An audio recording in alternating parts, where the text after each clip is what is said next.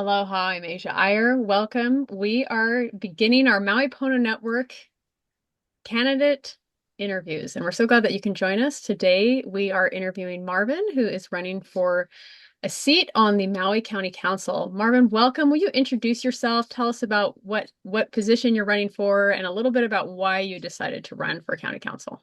Okay, absolutely. And first of all, I want to thank all of you for giving me the opportunity to speak with all of you today. It's an honor and a privilege, and I appreciate all of that and making time. So anyway, basically a little about myself. I'm a graduate of St. Anthony High School here in Maui. I graduated back in 1977. I entered into the military for a few years. Uh, After my career with the military, I was employed by Hawaiian Airlines.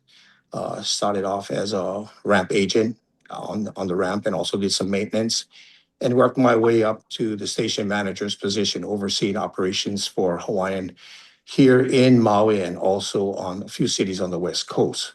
Uh, After wrapping up my 20-year career, I shifted over to the Department of Transportation, Airports Division, where I'm currently employed for the last going on 20. And it's been quite a run, quite a challenge here for the most part with dealing with various storms, fires, etc. So, and then, getting to the point where why I'm running, and I'll tell you why I'm running. What happened was, I walk the terminal a lot during the day, and I see a lot of people coming and leaving, local residents as well as visitors to the islands. But what really caught me was a couple months ago where these two kids, they must have been maybe 9 and 10 years old. They were out on the curb fronting the terminal and they were crying, crying, and crying. So I walked up to them. I said, "Hey, what's the matter?" So their parents came forward and he says, "Hey, yeah, they have to say goodbye to their grandparents because we're moving away and we can't afford it here. My job doesn't pay well." So as I'm standing there, they're like, "Bye, Papa, bye, Tutu." And they cried and the parents said, "Okay, it's time for us to go. We have to go catch our flight." So I looked at that and it really disturbed me. And to make it even worse, must have been about 3 weeks later, similar incident.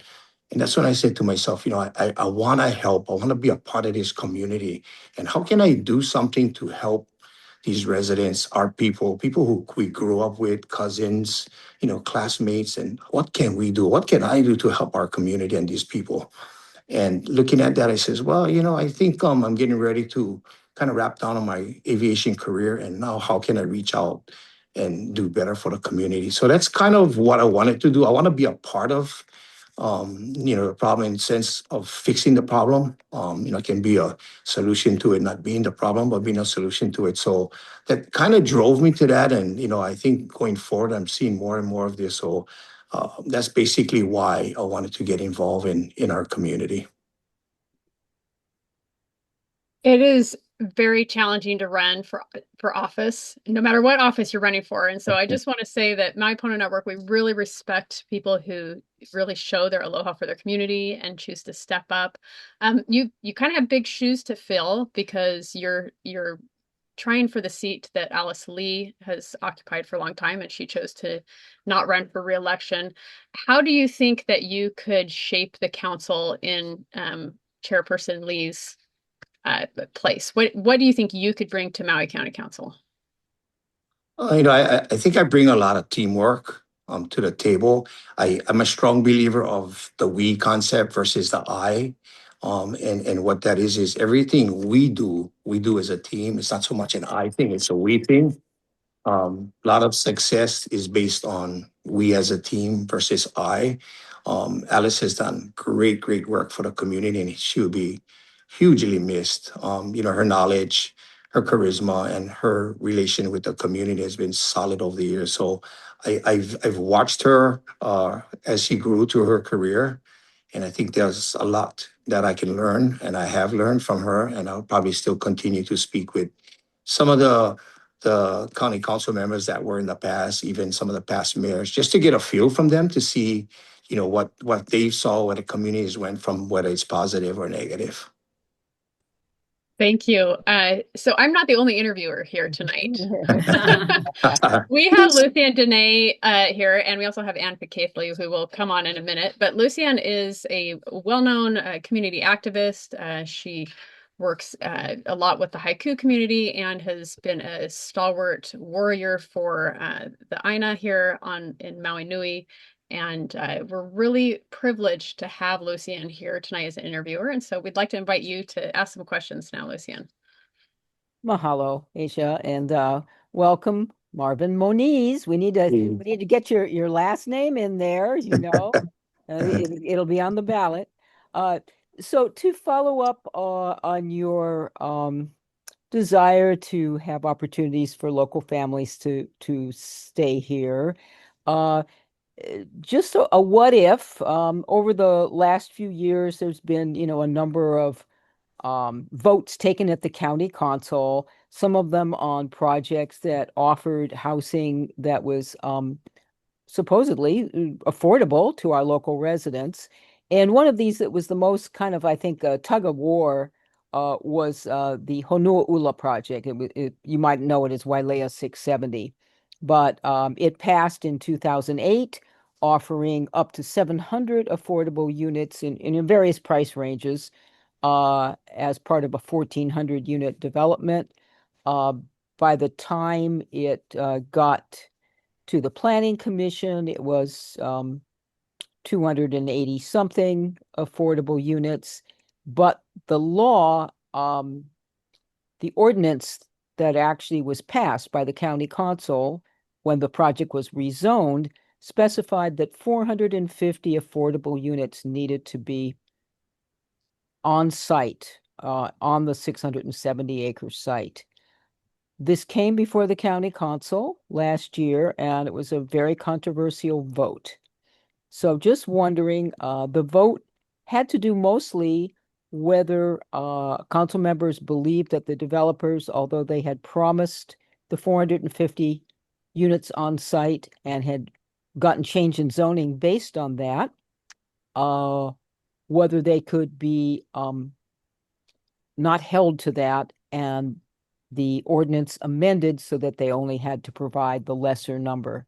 Any idea, did you follow that? Any idea how you would have weighed in on that, or how you would have evaluated, taking a vote on it if you were a council member? Yeah, I did follow it a little bit, and from what I thought maybe should have been done was probably weigh it out a little bit more. I think it seemed like it might have been rushed a little.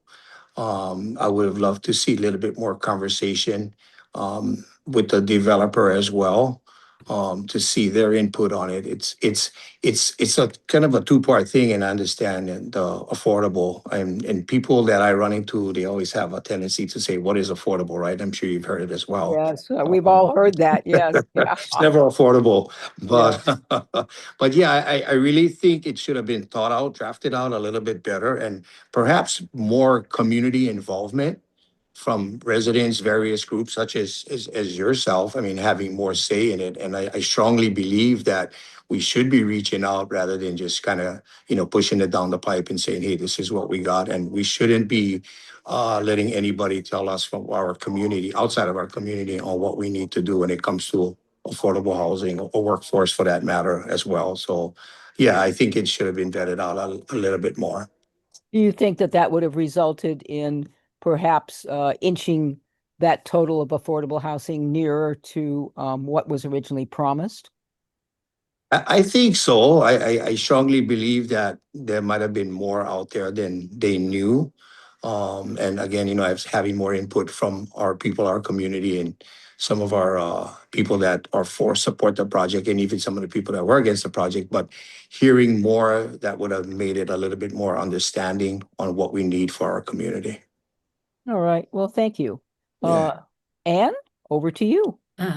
Aloha, Marvin. Yeah, I wanted Hey, to ask you, can you talk about any involvement or civic engagement with the Maui County Council, including have you served on any boards or committees, or you have any specific experiences in your career that would be a benefit to serving on the council? And I know you've been, weren't you as the the manager of the Department of Transportation at the airport, Kahului Airport? Yes, correct. So, and very good question. Yeah, so I did have quite a bit of communication with some of the council members. For example, one of the latest ones that we've had is we're trying to have the Kapalua Airport get a lighted runway. Kapalua Airport never had lights on this runway. It's a daytime operation only.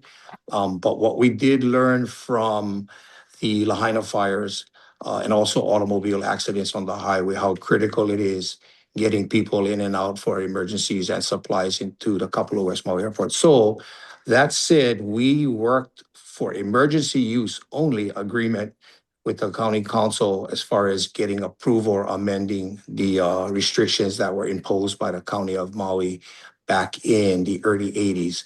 So having to work with them on that, and we did come to a conclusion that we will end up having lights for emergency reasons if we need to evacuate or bring in medical supplies.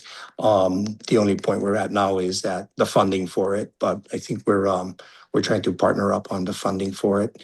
So I did do that. I sit on boards. I sit on the Maui Crime Stoppers board, and I also sit on the Maui Visitors Bureau board, and I also do community baseball with their organizers. So, and again, working with the council on a few projects that we did at the airport, planning commission, the urban review, and a few others, and environmental concerns as far as projects that were done at the airport. And we cover 6 airports in Maui. We don't just cover Maui. So what we do in Maui, we do at the other 5 airports under the Maui umbrella. Well, I think those lights at the Kapalua Airport would be a prerequisite to them operating. That's interesting. Okay, well, thank Well, you. they don't have night flights, see, because of the noise. Oh, Yeah, okay. there was a whole compromise worked out years ago because it's, you know, Yes. it's pretty near existing homes there. So Yes. Oh, okay. you missed that part of the discussion. Yeah, sorry. He had a lot to say. Uh, Good. Marvin, I'm interested if you were elected, what of the council's committees would you want to serve on? Which you seem to have a lot of practical knowledge about getting projects done, working with environmental issues and things like that. But how do you see that kind of playing out in which committees you are on in the county council? Well, I mean, people tell me make sure you go get a position on transportation or tourism, and I've done that for quite a while. But I think I love Maui. I take pride in Maui. I don't mind venturing out a little bit more, i.e., some of the water issues. Excuse me, and some of the land conservation, and also probably looking at some public partnership programs that will reduce cost for certain things that our community needs, whether it be housing, parks and recreation. Parks would be a good one to get involved in. I think our parks, it's getting to a little older age now where we could use a bunch of upgrades to it and helping our youth prepare themselves for teenage and adults. So it's critical that we have parks and some of the infrastructure that's needed to upgrade the parks in Maui County. So that would be one of them. I certainly wouldn't mind getting on the emergency side as well. I've done a lot with emergency response. So it could be under the public safety side where we get to see some of that from police to fire. I think we could use some, upgrades to some of that facilities in Maui County. So yeah, I mean, I'm game for I'm game for anything. I wanna just do what's right for the people and listen to their concerns. So if they want me to go be in Parks and Rec, I'll oversee that. Whether if it's transportation or tourism, or I don't think I'll go to budget and finance because that comes with a little bit of experience. But maybe if hopefully I'll be successful, maybe the next term I can start shifting to that. But I want to be a lot of ears. I want to hear the community's concerns, rather than just throwing out a lot of things or a lot of promises. Thanks. Lucianne, would you like to ask a question? I'd like to actually just follow up on that. So have you ever testified at any of the hearings? Have you ever testified at the budget hearing or any of the other committee hearings at the council, Marvin? No, I haven't. I've sat in on it, but I have never testified, other than testifying for emergency lighting at the West Maui Airport. Yeah, so you're maybe not so familiar with the process of how a bill gets passed through the council. Then you'd need to kind of get up to speed on that if you were elected. Correct. Okay. Well, just that was a kind of a side question follow up, but on another issue, what's your view on the concept of private versus corporately owned water companies controlling water resources on Maui? That's been in the news a lot, and the mayor's weighed in and others have weighed in. But the council ultimately needs to approve any agreements if any of these um, privately owned water delivery companies become eventually county owned. What thoughts do you have about that? Hmm. Yeah, I was kind of watching that. I guess that started my interest in that from when the golf tournament was canceled out there because there was water concerns being able to host that tournament. But I think looking at the water issue, and I know the county's waiting to take it over. I think there's some good in that we can control that versus all the private entities that it may be a little bit run differently.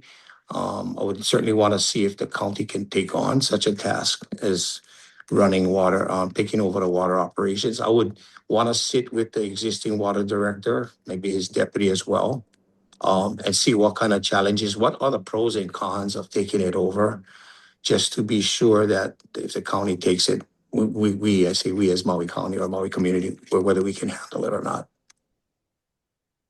So those are the kinds of things, if you were to vote on something, what kind of questions would you want answered, because that's your job as a council member, is to Mhm. ask the administration questions to make sure that, you're informed enough to make your vote. What kind of questions would you want to have answered? Say the county was going to acquire the Wailuku Water Company, that they get serve Central Maui, since Sure. we already know, I think, that Maui Land and Pine company is already under discussion, although the council will have some say on it, but this is a little bit more theoretical. What kind of questions would you want to ask?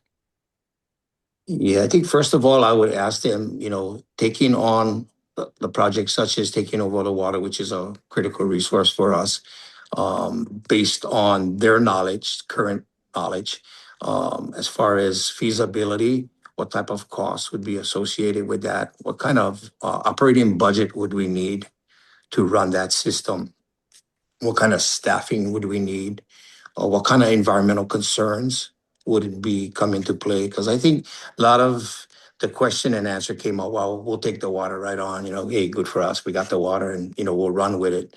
But I think there's a lot to take into consideration, from environmental issues, maintenance, budget, and staffing. So I think taking a good look at that and to see where we want to go in a few years with the project. I mean, those are all things that kind of questions I would be asking, capacity, where do we need to be in the next 10 years? So I think it would be a multiple amount of questions I have, and basically covering how can we sustain it?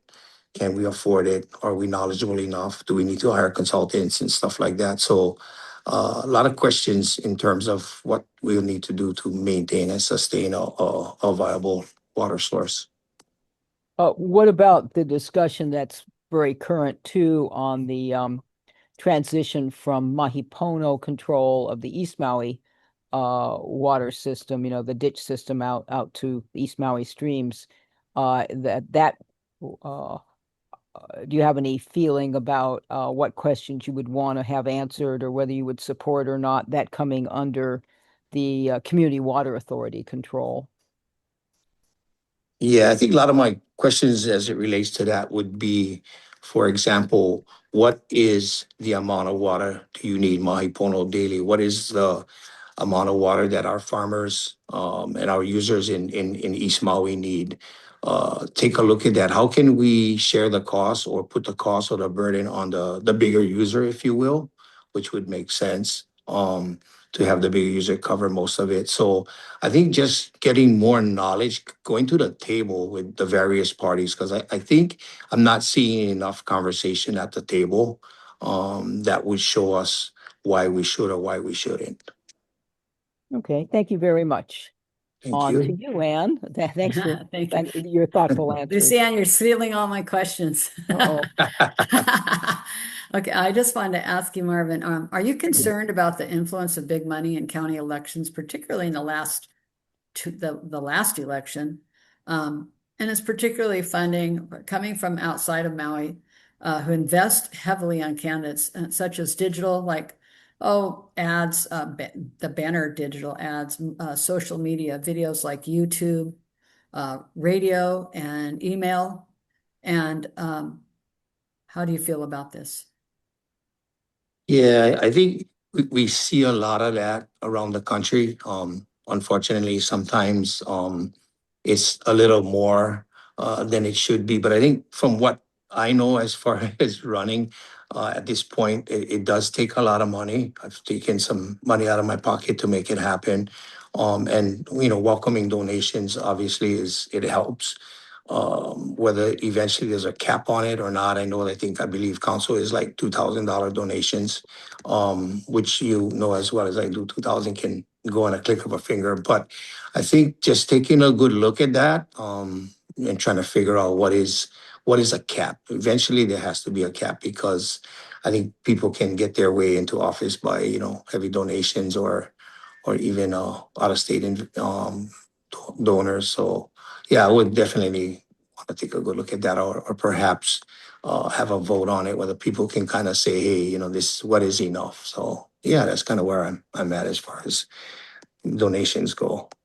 Right. Yeah, I think they've been they attempted, but were unsuccessful in getting campaign financing for people to level the playing field, although they were able to pass Senate Bill 2417, but not in time for this election. That's the Anti-Citizens United on a state level. So we'll prohibit spending by corporations and legal entities. So Yeah. thank you. Thank you. You're doing great, Marvin. I'm really impressed with your thoughtful answers. Honestly, it's been a pleasure so far to interview. This is a question I loathe to ask because I think in Maui Nui, we like to think that we're all just like one community. But I've been watching the county council for the last 2 decades of, most of my adult life now. And there are divisions that happen really early on. And even like new council members will come on and they just slide into one camp or the other. And no matter what the issue is, it's those camps divide up and pick sides. And I think that we see this on the broader national side as well. And based on your answers, you seem really practical. You want to look at all sides, but how do you feel that you could go into the council and not become campy and maybe help bridge some of these things? And so each issue is looked at for the value of that issue, not because of the leader of, the one side says, no, we need to go this way or we need to go that way. And I don't know if you've noticed that, and maybe you have if you've already worked with the council, but you definitely get those divisions. So how do you see yourself being a bridge? Or maybe I should ask first, do you think we need a bridge? And do you think you could be that bridge? Or do you think you could be that voice of moderation who says, hey, let's just look at the issue instead of picking sides right off the bat? Yeah, that's true. Very, very good question. And I was asked that a few times already. And I think, when we look at representing the people, our community, our Maui, I think we got to get those differences and throw it out the window. When we get to the table and we negotiate and we have our conversations and we do our vote, I think it's got to be in the best interest of the people. It can't be, as I mentioned earlier, the I kind of thing. It's going to have to be a we. We got to break up the groups and say, hey, we're not in this corner. I'm not in that corner. We're together. We're all in the ring together. And I would like to see that. I had a similar situation when I took over at the Department of Transportation where some of the workers were kind of in silos. One was one end of the building, one was at the other. And my goal was to get them under the same roof. And, and not to say that here comes Superman, I'm going to save the day on this one. But what I'd like to do is make all parties understand that at the end of the day, when we leave the building, or Elvis leaves the building. But we're here for our people, and put all those differences aside. And we want to be sure that, the people who elect us, we're here to serve you. So we gotta work as one team and get those differences out of the way. And I would definitely want to bring them together if that's the case, and you make sure that they understand why we're doing what we do. Great, thank you, Lucienne. All right, I'm going to hop right back to a simple water question. Mhm. Right now, we have an ordinance that specifies that if a project is 100% affordable, that it doesn't have to prove its new water source. Basically, water can be given. If there's water available, it can be given to that project. But would you support, or would you see a legal way that we might have at least a policy until we catch up on our affordable housing, that new sources of water uh, be prioritized for housing that is affordable and longer term affordable? In other words, doesn't expire after 5 or 6 years and then just become market-based housing. Do you see any way that could happen, and do you have any feeling on whether that would be something that would be desirable and could help? I see. Yes, and water's the sticky issue now for everywhere. I would like to look at options for water. Even if you were to use so many thousand gallons a month, less than the average use, you would get some type of credit. So your cost per gallon would be less. And understand what you're saying. Yes, we would extend that out as you mentioned, not just cut it off at a certain point and based on the water resources. We've got water out there. We just got to go get it. I mean, I spoke to a few guys from the water department, and there's a lot of wells out there but they just so far from the development that these transmission lines have to go miles and miles to get to it, and of course the costs associated with those transmission lines. So to answer your question, yes, I would think we want to stretch it out and make sure that the water could be affordable or sustainable going forward. Well, it's not so much about whether the cost of developing the water is affordable. It's whether the projects that could be afforded by our local people kind of get to the head of the line for the water Oh yeah. resource as they're developed. So say there's one new well developed for Central Maui, does that water split with everybody who might want it, or can it be prioritized for projects Oh yeah. like Yeah. Hawaiian homelands, like senior housing, like veterans housing, like affordable housing that stays affordable? Yeah, no, I agree. Totally. It should be for these projects. We should make that a priority, no doubt, especially for these affordable home units or senior facilities, is another one. And yeah, I totally agree that should be a priority. Thank you. Thank All you. right, Ann? And Yeah. I want to ask, Maui County has the highest rate of sole source, meaning no bid contracts. And I don't have the statistic here. I wrote it down and way over as compared to the rest of the state. And the reliance has gained significant attention due to the major corruption case where non-competitive no bid contracts were heavily exploited. And I'm referring to the Maui County Department of Environmental Manager Stuart Stamp, who's serving a 10-year prison sentence for accepting $2 million in bribery from Milton Choi, the wastewater treatment executive. How do we stop this? I guess there was some kind of reform, but it's not effective, like an audit. But what can the council do? Yeah, I think I believe the council should have a little tighter eye, if you will, on it, a tighter eye, a tighter ear on making sure that we're aware of a lot of these contracts that go out. I currently have the similar issues here, and when we sole source, we've exhausted every option we could before we sole source. But I think the county needs to have perhaps a few more watchdogs out there, even if it's an outside entity that's protecting the interest of us. We've got to do that. You hear and see a lot of corruption around the country. Every time you flip on the news, you see somebody's going to jail for corruption. We're very stiff on state procurement process. We probably go to 5 channels and then reverse and go back the opposite direction again. But the good thing about that is that we cross all the T's and dot our I's. So it's a little bit tougher, on the state side. So I would have to understand what the county process is when they put these projects out to bid. Right. And in some of these cases, may not be any competition. Like, take for instance, what's the ferry called? Lanai Ferry. Lanai. No. The transports cars and Super Ferry. no. Yeah. Or Matt's Brothers. Young Brothers. Brothers. Young What's Brothers. it called? Brothers. Something brothers. Young Brothers. Brothers. Okay. Yeah. They have a monopoly, right? And then, there's other companies that always seem to get the bids, and maybe there's just not enough competition, but they need to maybe find sources of that, or at least try, because it's costing us. Mhm. See, I took my car on Super Ferry. That's why I remembered Super Ferry. Yeah. Well, you could ferry cars. Yeah. Yeah. But That yeah, didn't last long. yeah, it didn't. Yeah. But no, I agree. I mean, just got to look at other sources. But, when we're in an island type of environment as we are here, I think it's difficult. I mean, even for us, I mean, there's a lot of projects that we do here at the airport, and we try to buy local, hire local, and keep in our community. But sometimes we just can't do it for various reasons, from price to certain type of skills. So it becomes a little bit more of a challenge. But I totally agree with what you're saying, though. Right. Thank you.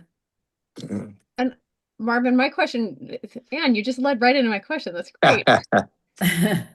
How do you see yourself standing up to these outside influences? So I think it's hard. It's expensive to live on Maui. It's hard to run campaigns. It takes a lot of effort. As a county council member, you're way overworked and underpaid for that job. I mean, it is a full-time and a half, basically, just challenging job, and people are always bothering you. I mean, it's so much. And so I get the temptation to take outrageous campaign donations, or allowing super PACs to come in, or allowing the timeshare super PAC to come in and support your whole campaign, which has happened to a number of county council members. I get it. If you feel like you can do a good job and you're doing a good job in the council, you want to just streamline the mess that you have to deal with. Is just like running for campaigns, or and even people who are procuring contracts and things. There's a lot of temptation there. But how do you what about you makes you able to stand up to that, or to maintain your integrity in the face of these pretty heavy temptations? Yeah. Okay. So I hear you. In my current job, we do a lot of projects. We work with a lot of contractors, and some of them, they're bidding for certain projects, and the more information they get, the better for them. But I always believe that the playing field has to be level. What's good for one is good for all. I don't like to be coached for something that's not right. I like to be coached for something that's not right if it's constructive and there's benefit to it. But if it's personal benefit or personal gain, I don't like that. I think it leads to trouble. And have I had those offers in the past? Yes. Have I stuck to my guns? Yes. And sometimes you don't see it coming. Somebody can launch a missile from outside and you don't see it. But I think for the most part, at the end of the day, when I leave this airport, and it's close to 40 years of being around the airport. I started when I was 17. And I think when we leave, whether it's the airport or any job that we leave at the end of the day, I think it's a sigh of relief to say that I did what was best for my community, my company, my family, and of course yourself as well. But I think if you keep that in mind, it'll help keep you on the right track, so to say, versus drifting left or drifting right. So I would certainly not want to embarrass my community, and we've seen some embarrassing moments.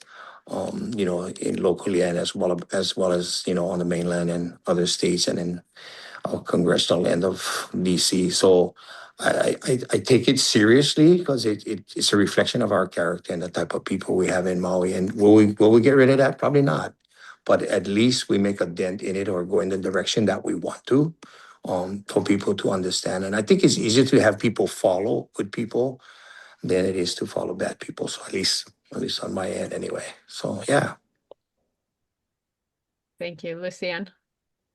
I'm going to switch topics here, but Uh-oh. another one that's in the news, drainage, and flooding. And Mhm. of course, the mayor's department heads have a lot of say over, how our roads are built, how drainage is directed from proposed developments and new developments, etc. But the council also does, I think, have the responsibility to the people to make sure that our planning rules and our planning policies and enforcements are not overlooking these important things that need to be put in place to lower the impacts of flooding. So based on just that opening statement, how would you, if you were a council person, work with people in your district to hear their concerns about flooding, and what kinds of mitigating laws or policies would you see as helping the situation? Obviously, your district's been very hard hit by flooding recently. Wailuku River wiped out water systems in a lot of people's homes. So this is not theoretical. This is, basically the question is, how would you work with people in your community, convening them and work towards solutions? Where would you look for those solutions? Okay, good. Yeah, so I live in Waikapu, and there's that one big reservoir off Waiale. Mm-hmm. And I seen that thing get up to about its max. Who'd have thought ever we see water get that high, for that matter? And I think this was the 100+ year storm that we experienced. Mm. But it was a learning experience, right? So at the end of the day, we gotta take something away from this. And I spoke to a guy in Waihe Valley, and I said, "Hey, what do you think was the problem?" And then again, he threw out the 100-year storm. So I live here. He lives there for I think 76 years old, and he's never seen anything like it. And most of us haven't seen anything like it as well. But I think what we've learned is that if there's areas that upland was cleared for development or for ranching or vegetation was taken away, but yet we forgot what's going to happen down on the bottom of that hill now the next time we get the 50-year rain. So I think in speaking to them and wanting to hear the community's needs, I would want to go out and just say, hey, and go and speak to all the hard hit areas, all the areas of high impact, and say, what can we do do we put a second reservoir where one fills and then it pours over into the second one?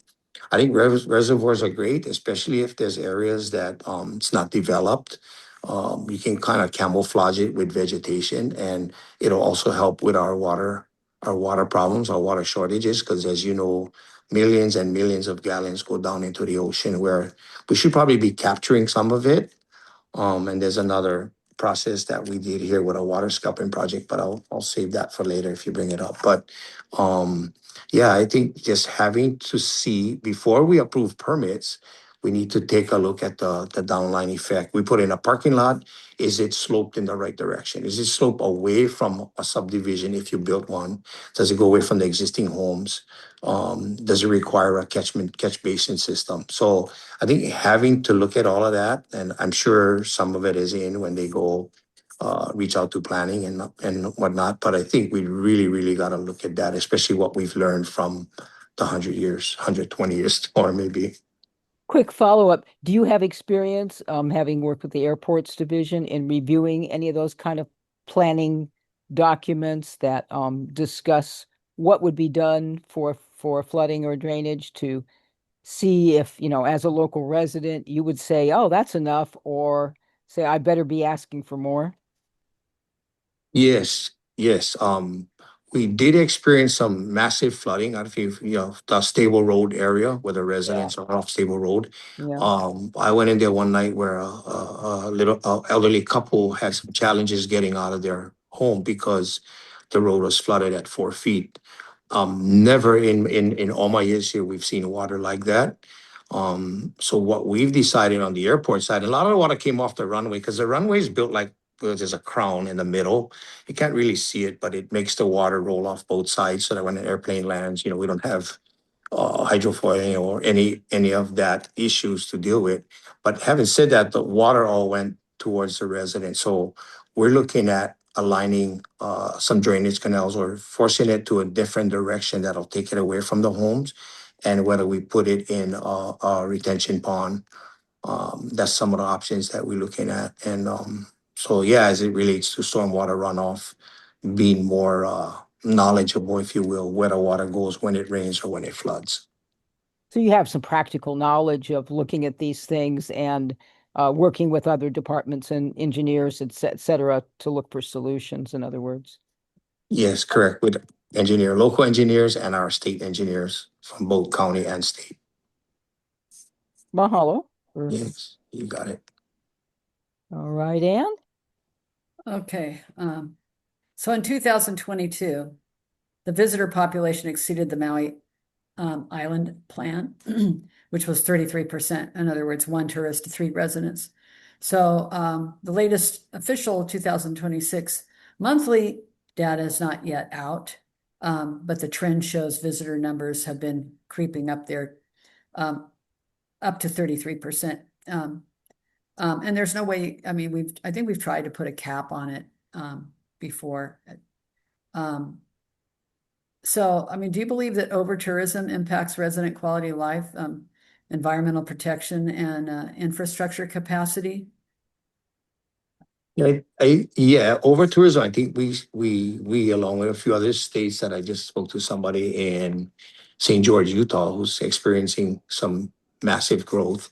But I think tourism, we got to start looking at smart tourism. How can we maintain our tourism because that's the only industry we have, but yet we do it smartly. If we can't, if our infrastructure does not allow us to put more roads, if our infrastructure doesn't have enough water, if our infrastructure needs more underground utilities, if you will, so we can't just keep growing if we don't have infrastructure in place. We can't keep growing if it impacts the quality of life. But on the flip side of that, I think currently tourism is pretty much the only economic driver we have now. I think we're trying to get there with agriculture. We should start looking at technology. I think is a good thing when it's Bell Web, IBM, all of those big tech companies, and seeing what we can do. But I think smart tourism, controlled tourism, will help us maintain a quality of life for and sustain jobs for our people, but also make sure we don't have overgrowth of tourism and impact our infrastructure. If it exceeds that and continues at this pace, how can we cap it? How can we impose a cap on this? Too many tourists. And yeah, and when you talk about water, the hotels abuse the privilege of having water with their fountains and overuse of water and right. So yeah, I think it's really difficult. I think the difficulty is how do you put a cap on that? Mhm. You can't limit flights. You can't say no car rentals. You can't. Yeah. It was nice during COVID, actually. Yeah, everybody got comfortable, huh? You can drive anywhere, right?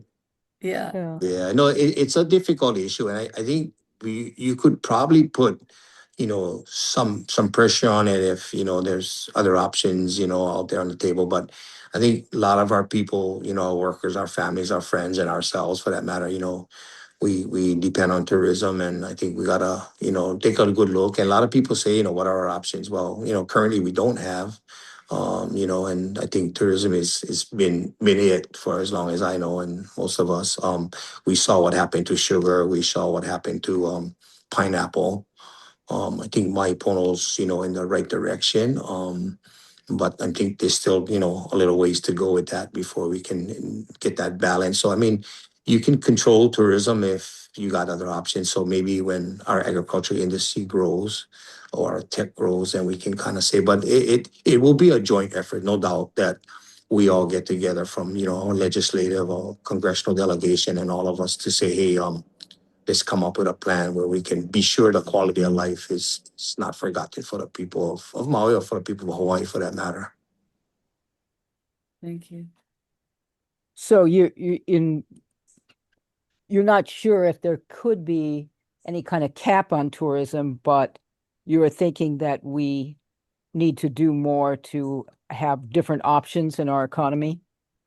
Yes, no doubt. I mean, having that conversation and talking with people in different groups and agencies to say, what do you think? What is our options? I would certainly want to hear it as a councilman. And obviously, we won't make all the decisions as a whole by ourselves, but we certainly want to be a voice that can help, facilitate that, whether controlled growth or smart growth, I call it, and it's got to happen. I mean, I think we mentioned earlier during COVID, there was a lot of water. There was no traffic on the road. You could get any restaurant you wanted to eat. But I think, at People were this hurting. point, yeah, that's right. So it's twofold. Where people lose jobs. There was a lot of bankruptcies because people weren't getting a paycheck because no tourism. So it's tough. It's delicate to make sure that we keep our people working. True.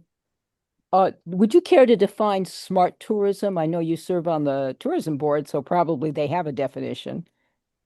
Yeah, I think smart tourism in terms of our resources goals, like hey, I think we all see we go to the beach park, the water's running, they walk away, keeping the water running. So, hundreds, perhaps thousands of gallons is just one example that go down into the grass or down into the side of the street. We need to educate them in terms of whether it's through hotels, movies that play in their room at night when they're hanging out in the room, maybe airlines sharing some in-flight presentations, and we're starting to see some of it. And again, it's just we can also have workshops with our local guys, and we speak about jobs. Excuse me, out there teaching people how to make lahala hats, teaching them how to understand sacred grounds like Heiaus, take them on tours of Yell Valley. And I think just smart tourism that we can benefit from. There's some money to be made from it, but also most importantly, having respect and knowledge for our culture. And we've seen a lot over the last few months. I think we saw the monk seal incident, and it's things like that I mean, it's common sense. You're right that nobody should throw a rock at a monk seal, but sometimes the common sense guy needs to be educated. So yeah, I think that's kind of what we need to go and create smart tourism, tourism where we want to promote our islands and we want our visitors to be a part of the process, so that we all can benefit from it, whether it's through saving our resources, learning about the islands, learning about the way we do things and having that respect. And, there's a lot of good people out there, but there's always a few that needs the little tap on the shoulder every now and then. We are sadly getting to the end of our interview here, so the three interviewers, let's have just one more question. And again, Marvin, you have had such thoughtful answers. I appreciate your knowledge. I could tell you have a lot of experience in leading people and managing large projects and just handling a lot of the practical issues. So this is going to seem a little bit out there, but if you had like a magic wand and you could change one thing about our county, whether it's county governance or just one thing, you just get one thing. And I'll give you an idea. Like if I could change something besides the water, because I knew if we all had magic wands, Lucianne would take care of that.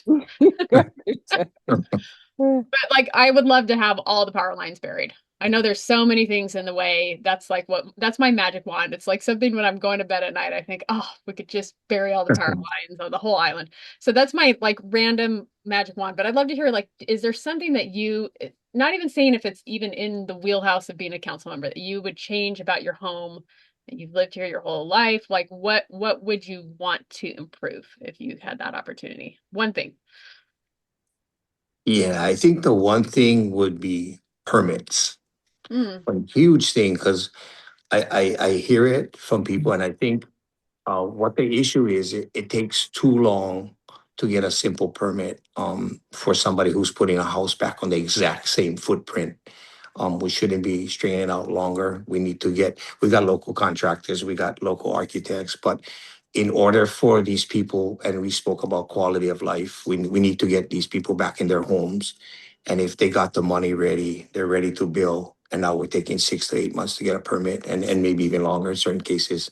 But I would really want to see the permits going at this venture where we are in Maui now, because we get a lot of people that want to get back in homes. They wanna move back, but it's just taking too long. So cutting some bureaucracy, if you will, being able to make decisions without asking 20 people, especially when it's a decision where it's a win for everybody, that process could be streamlined. Can I ask why there's such a delay in permitting? Are they understaffed or why is that? It's taking. Yeah, I think initially, and they're getting better at it, but I think some of it is staffing. Um, Before, when you took your drawings in to get approved, you carried that big 10-pound roll on your shoulder, and you took it in for approval.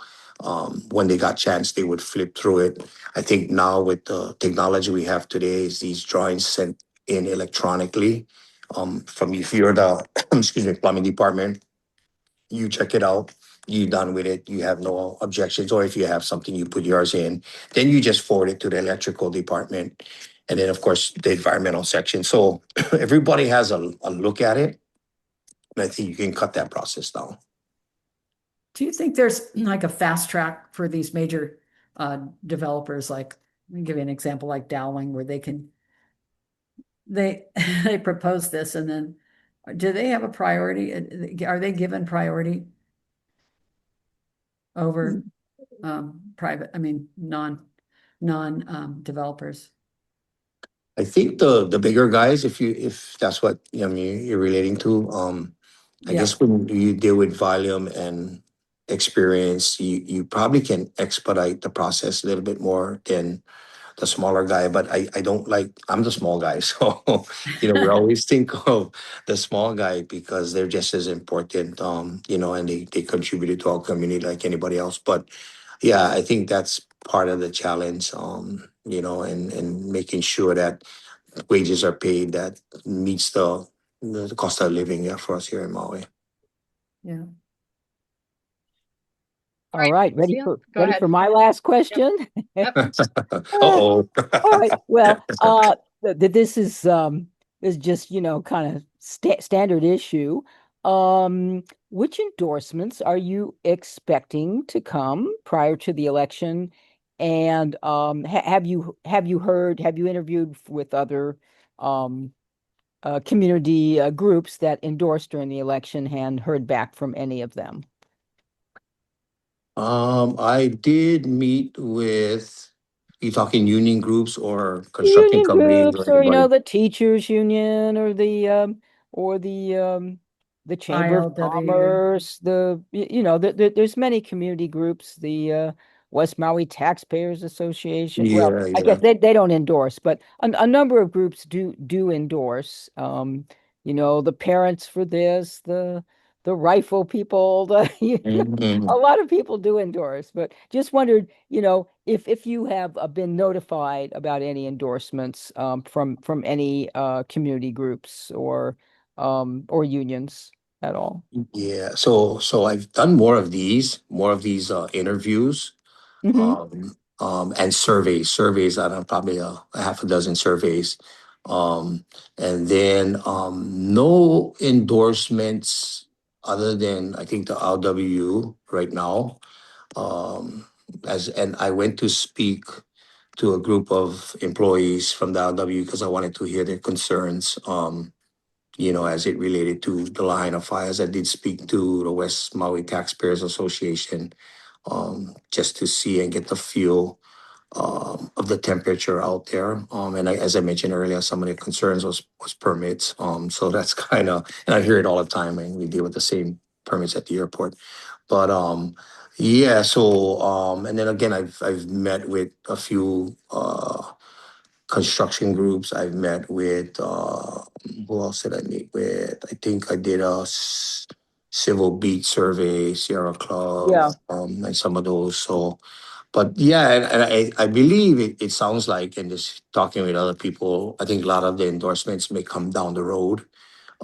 It may come in the general versus the primary. I Really, know. not in the primary. People are going to sit it out for the primary and wait and see who makes it Yeah. through, huh? Yeah. I think so, because if you look at this Wailuku seat, I think there's 5 of us now, and at one Yes. point there was like Yeah. 2 or 3 of us. Now there's Yeah. 5 of us, so I think they want to feel out all the candidates before they kind of say, "Hey, well, this is our guy or this is our girl," or vice versa. Whereas the Molokai seat and I believe Lanai, it's unopposed, yeah. So. Right.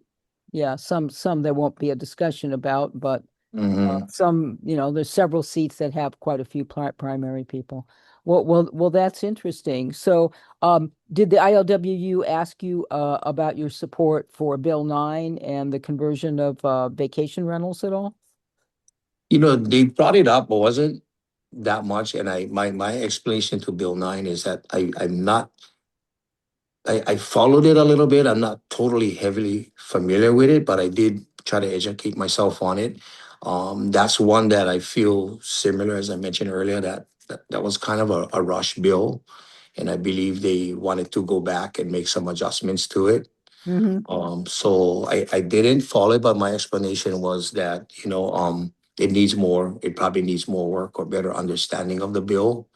And I think a lot of people agreed to that, but it could do some fine tuning. As to what that fine tuning will be, it probably have to be, out of the council or out of the mayor's office to revisit that bill. I think it was kind of probably rushed will be to, back. It'll be back at the council, I'm sure, at some point. Yeah. Mhm. All plus right. it was Well, rushed because to meet the urgent needs for the fire victims. Yeah. yeah, that's true. Well, thank you very much. Thank Any you. wrap up, Asia? Yeah, and do you want to ask one 1-minute question at the end? You want to wrap us up, or you want me to close it up?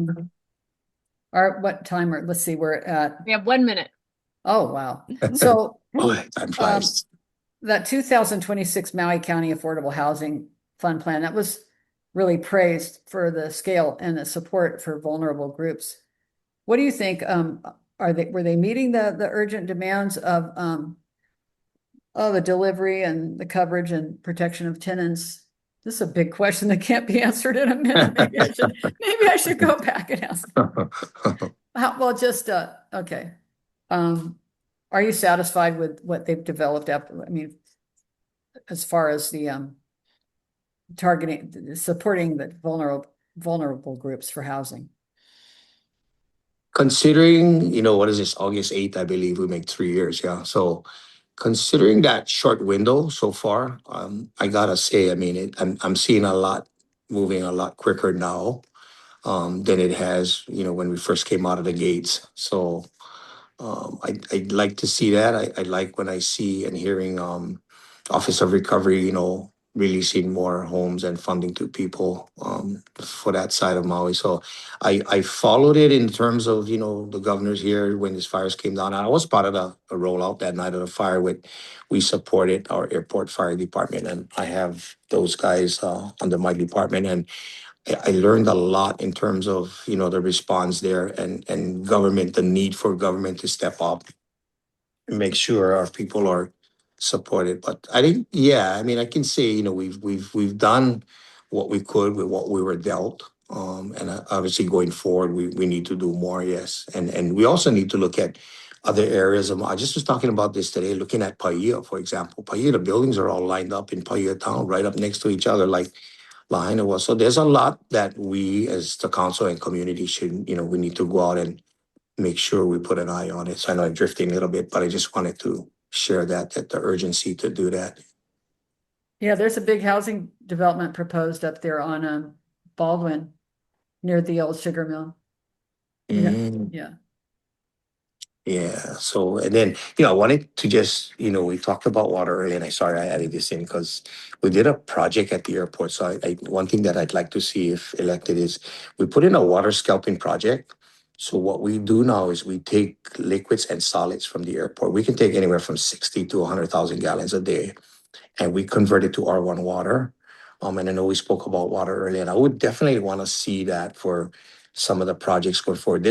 From what I understand, there's 6 systems in the United States that are built like this, and we have one here at the airport.